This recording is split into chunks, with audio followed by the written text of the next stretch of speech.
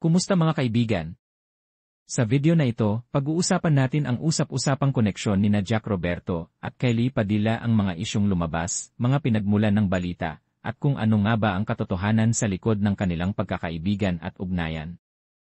Huwag kalimutang i-like, i-share, at i-subscribe ang ating channel para sa mas marami pang showbiz kwento. Matapos ang mga balitang kumalat tungkol sa hiwalayan ni Jack Roberto at Barbie Forteza, tila hindi pa natatapos ang ingay sa social media. Isang bagong pangalan ang nadikit kay Jack, ang aktres na si Kylie Padilla. Dahil pareho silang nasa Yeled Network at parehong lumalabas sa ilang proyekto, marami ang nagtanong kung may namamagitan nga ba sa kanilang dalawa o isa lang itong chismis na pinalaki ng mga netizens. Nagsimula ang lahat ng magkasama sina Jack at Kylie sa ilang network events at photoshoots. Napansin ng mga fans na tila maganda ang chemistry ng dalawa sa mga litrato at videos na lumabas online. May mga nagsabi pang bagay silang dalawa, parehong may strong personality, parehong may aura ng confidence, at parehong dumaan sa mga matinding issue sa love life. Ngunit habang lumalakas ang bulong-bulungan, mabilis ding naglabasan ang mga tanong, totoo bang si Kylie ang dahilan ng paglamig ng relasyon ni Jack at Barbie, o ginagamit lang ba ng netizens ang pangalan ni Kylie para palakihin ang hiwalayang issue? Ayon sa mga malalapit sa dalawang artista, walang romantic involvement sina Jack at Kylie.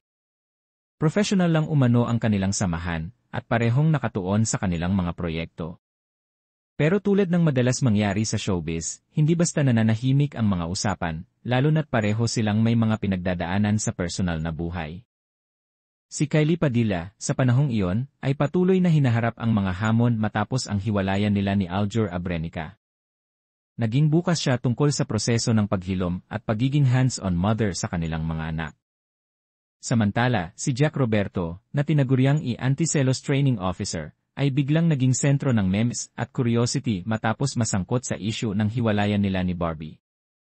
Ang pagiging magkaibigan ni Jack at Kylie ay nagsimula sa mga simpleng palitan ng mensahe sa social media, lalo na nang pareho silang naging bahagi ng isang yearly event.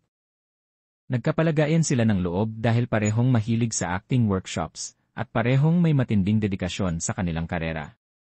Sa mga interview, sinabi ni Jack na malaking bagay ang pagkakaroon ng mga kaibigan sa industriya na nakakaintindi ng hirap at pressure ng trabaho.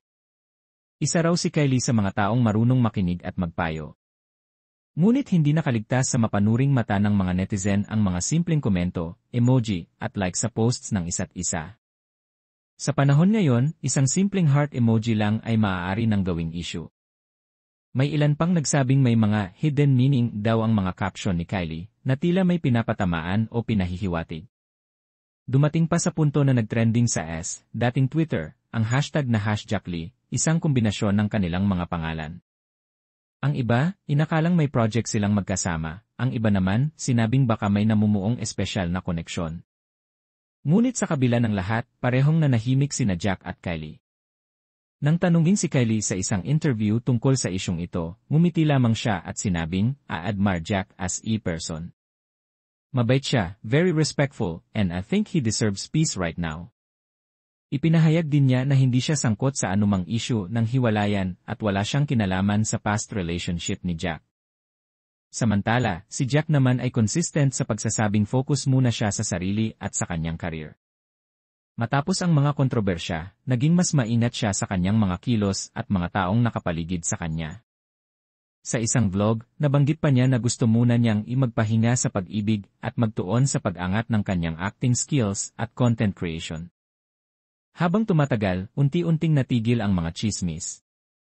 Napatunayan ng mga netizens na walang malalim na ugnayan sina Jack at Kylie maliban sa respeto at pagkakaibigan. Ngunit kahit ganoon, hindi maikakaila na maganda ang chemistry nila, kaya marami pa rin ang humihiling na sana ay magtambal sila sa isang teleserye o pelikula. Sa huli, naging malinaw na minsan, sa mundo ng showbiz, ang simpleng samahan ay madaling bigyan ng kahulugan.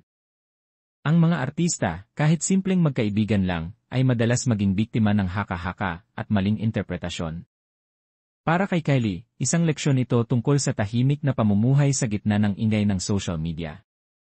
Para kay Jack, isang paalala na kailangan pa ring protektahan ang sarili kahit walang ginagawang masama. Kung may natutunan man tayo sa kwentong ito ay ang katotohanang hindi lahat ng magkasundo ay may relasyon. Minsan, ang tunay na koneksyon ay nakasalalay sa respeto, pag-intindi, at pagkakaibigan hindi sa romansa. Sa mga panahong puno ng chismis at speculation, mas mabuting matutong makinig, hindi lang manghusga. Tulad nina Jack Roberto at Kylie Padilla, minsan kailangan lang nating magpakatotoo, manatiling mabuti sa kapwa, at hayaan ang oras ang magpatunay ng ating intensyon. Ngayon, parehong nakatutok sina Jack at Kylie sa kani-kanilang karera. Si Jack ay patuloy sa pag-arte at paggawa ng content para sa kanyang mga tagahanga, habang si Kylie ay abala sa mga proyekto at pagiging mabuting ina sa kanyang mga anak. Pareho silang patuloy na minamahal ng kanilang fans, hindi dahil sa mga issue, kundi dahil sa kanilang katapatan at professionalism. At ayun na nga, mga kaibigan, ang buong kwento sa likod ng usap-usapang Jack Roberto at Kylie Padilla Connection. Kung nagustuhan niyo ang kwentong ito, huwag kalimutang i-like, i-share, at i-subscribe ang ating channel para sa mas marami pang showbiz updates at kwentong tunay na nakakaintriga.